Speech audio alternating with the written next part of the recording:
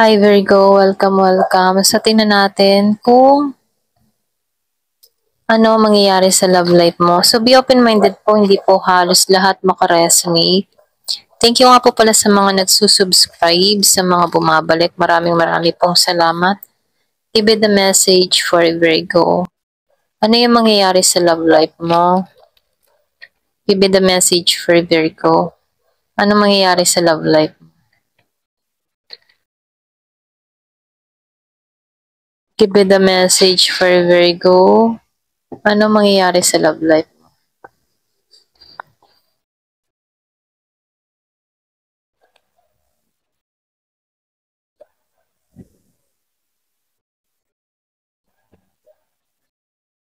Meron akong nakikita ditong calling, okay? Iba sa inyo meron kang kadiling na Taurus. Kumbaga siya yung tipo ng tao na pinabayaan yung koneksyon or pwede rin merong pagpapabaya na ginawa sa'yo. Kung bakit meron ditong kinat. Ayan, pwedeng kinat mo tong tao na to. So lumalabas na merong kinat dito, merong pagpapabaya. Kumbaga naging selfish tong tao na to sa'yo, okay? Iba sa inyo pwedeng past person mo to or pwede rin meron ka ditong tao na kung kadiling mo to sa panahon ngayon, naiinis ka, okay? Kasi nagpapabaya siya dito. Meron kang mga natutuklasan sa kanya rito. Ito lang nakikita ko. So dito, yung iba sa inyo, nakikitaan ko dito, no, merong hindi nagbibigay ng suporta, okay? Kung magkasama kayo ng tao na to, hindi to nagbibigay ng suporta, nagiging selfish. Pwedeng meron kang kadiling dito na nagpapakabinata, nagpapakadalaga, na kung saan ano, hindi nagbibigay ng suporta. Hindi niya ginagampanan yung pagiging ama, ina para sa mga anak mo. So nakikita ko dito, binibigyan ka ng lakas ng loob dito na tanggalan to or tanggalan yung ganitong pakiramdam ng ano, yung feeling down ka sa emotion mo dahil sa taong ito.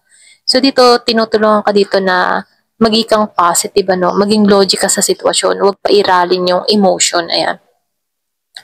So dito tinuturuan ka dito no, may paggising, may calling ano. Kapag nahihirapan ka na sa sitwasyon at kita mo yung kapartner mo dito ay walang ginagawa para sa no. Sinasabihan ka dito, huwag mo siyang pagtuunan kasi may stress ka lang dito no. So, yung iba sa inyo, pwedeng mayroong separation na nangyari sa inyo ng tao na to. Pwedeng kinat mo na to sa buhay mo. Kasi hindi nito ginampanan yung tungkulin niya para sa'yo, okay? So, yung iba sa inyo, nakikitaan ko dito, merong ginising eh.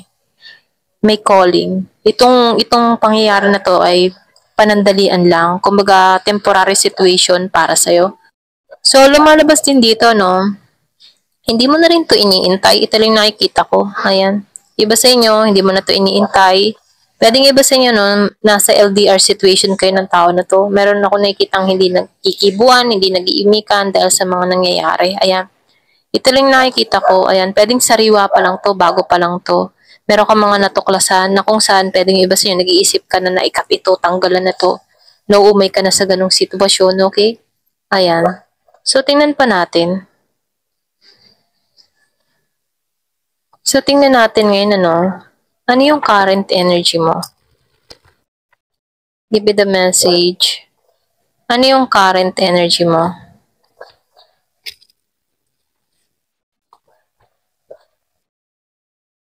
So, tingnan natin, ano yung current energy mo?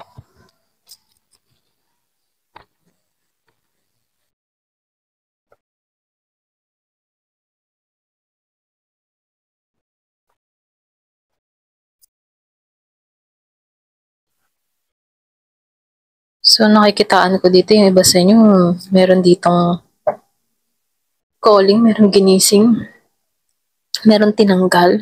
Pwedeng iba sa inyo, kinat mo na tong tao na to. Okay? Kasi meron kang experience dito na tao na sobrang toxic. Kumbaga, siya yung tipo ng tao na hindi naging mabuti para sa'yo. Kaya merong kinat. Meron kang kinat dito, ganun. So nakikitahan ko dito magaan ang pakaramdam mo ngayon eh. Yung ba tipong nabunutan ka ng tinik nung tinanggalan mo tong tao na to. Ito yung current energy mo. No? Baga meron kang naalisan, magaan yung pakaramdam mo. Kasi dito, nakikitaan ko dito, meron kang tao dito na waldas din eh. Hindi marunong pagdating sa pera. Bangkarote siya ngayon ano. Okay? Or pwede rin ito yung nagpa-bankrupt sa'yo. Itong tao na to, pwedeng mahilig tong humingi, pwedeng mukhang pera, ganyan ano. So dito nakikitaan ko dito pagdating sa financial mo, medyo nahihirapan ka, okay? Pwedeng meron kang natuklasan mula sa tao na to kung bakit na naubos yung kaperahan mo dito, okay? Pwedeng merong na-scam, pili mo na-scam ka nito, ganyan. Kumbaga, inibig ka lang dahil sa pera mo, ganyan, okay? So dito, nakikitaan ko dito may pag-angat pa rin naman na mangyayari sa'yo. Kahit ramdam mo dito ang kawalan, merong pag-angat. Kumbaga, binunutan ka ng tinik, yung tinanggal to sa buhay mo. Kasi itong tao na to, ito lang habol sa'yo, pera. So, meron kaya dito, no, may calling, ginising, winasak tong connection na to kasi talagang mauubusan ka ng tuluyan mula sa taong ito. Hindi na to ginagampanan yung kanyang tungkulin para sa iyo bilang kapartner, okay? Ayan, so maluho, ganon. Pwedeng meron kang kadiling na maluho, mabisyo, ganyan. Kaya dito, naubusan ka ng pera dito. Ayan. So dito nakikitaan ko dito, makakaraos kang muli dito. May pag-angat na mangyayari dito. Meron transformation na magaganap sa'yo. Ito na yung bagong simula kasi natanggalan mo na to. Pwedeng siya yung nagpahirap sa sitwasyon mo, okay? So tingnan natin dito, no? Ano pa yung parating? Ayan. Ano yung parating? Give me the message. Ano yung parating?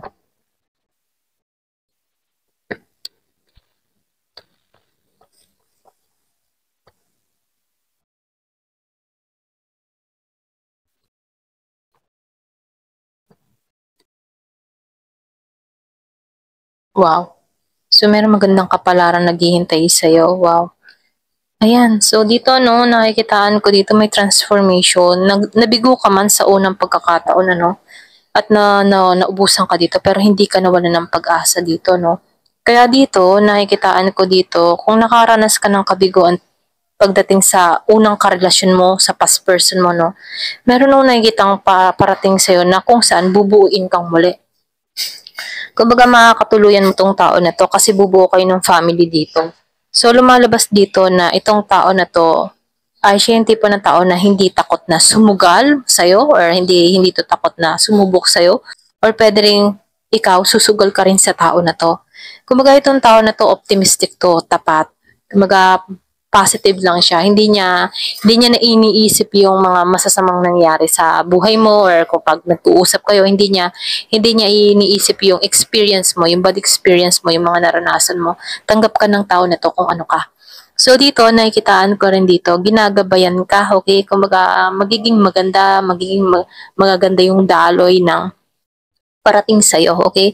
Kumbaga maganda yung kapalaran naghihintay dito sa parating sa'yo. Hindi to tuso, hindi to madamot, okay? Hindi ka iisahan ng tao na to.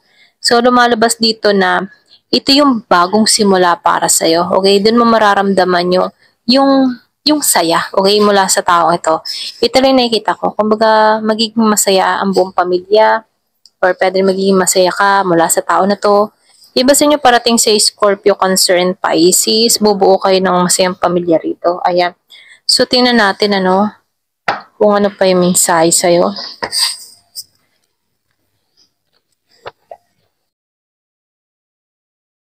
Kumbaga, tapat tong parating sa buhay mo.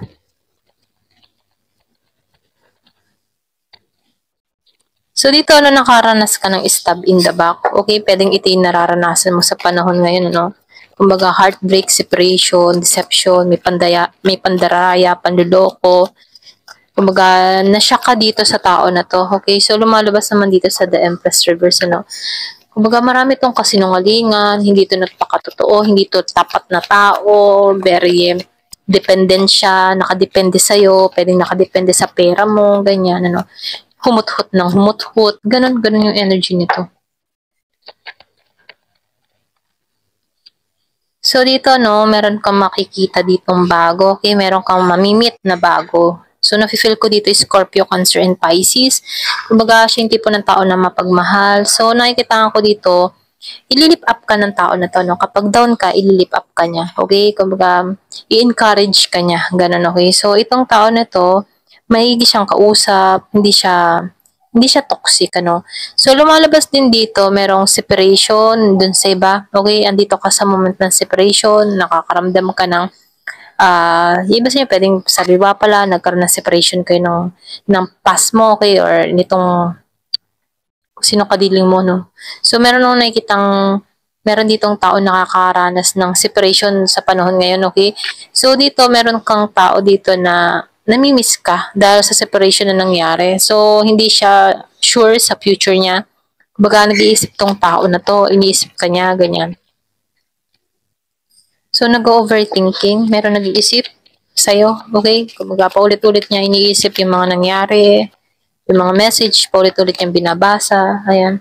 So, dun pa rin naman yung passion, ayan. So, nakikita ko dito, meron talagang parating sa yung bago. Pwede nga iba sa'yo, meron kang kausap na bago, meron ka nang in-entertain na bago. Kaya dito, meron ditong tao, meron kang past person na pwedeng nalalaman niya na meron ka ng bago, ganun ano. Kaya itong tao na to, nag-overthinking, okay? Ayan.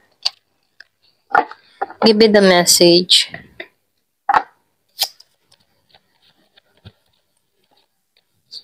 So, be optimistic, ano, about your love life. May parating sa buhay mo, pwedeng nagdadasal ka. So, sinasabihan ka dito, maging positive ka, ano. So, meron nung nakikitang parating talaga sa'yo. Okay, may flirt, merong konting landian, ganyan, ano, mensahe, pwedeng bago tong tao na to, na kung saan, ano, mas lalalim yung usapan, mas lalalim yung komunikasyon, ganyan. So, nakikita ko din dito, magtiwala ka, no, parating yung love sa buhay mo. Okay, andun yung romance. Okay, true love na yung parating. Kumbaga, this is the romance of the lifetime. Ayan. Kasi dito, ano, lumabas si 10 of, kasi 9 of cups dito, no, buo. Kumbaga, feeling full ka. Okay, feeling mo kontento ka. Ganon. Kontento ka sa taong parating sa buhay mo. So dito, give your relationship a chance. Work on partnership. So, may pwedeng iba sa inyo, meron ditong past na babalik, okay? Maghahingi ng tawad, pero nasa sa'yo pa rin yung desisyon, ano? Meron akong nakikitang ikakasal, okay? So, dito, matatagpuan mo yung true love mo, or pwede rin sinasabihan ka dito, bigyan mo ng chance ang panibago, okay? Panibagong relasyon. Ayan. Kasi true love na yung parating doon sa iba. So, merong wedding, merong ikakasal dito. Ayan. Ito lang yung mensahe. Thank you for watching. Love and peace.